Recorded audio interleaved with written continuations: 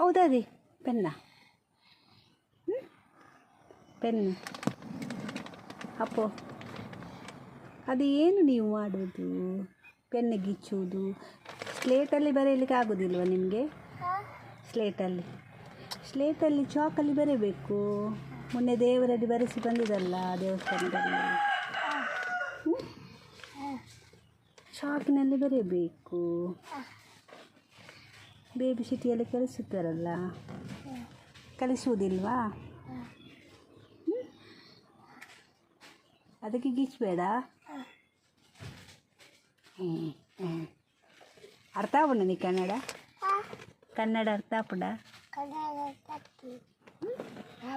ಆಪುಜಿ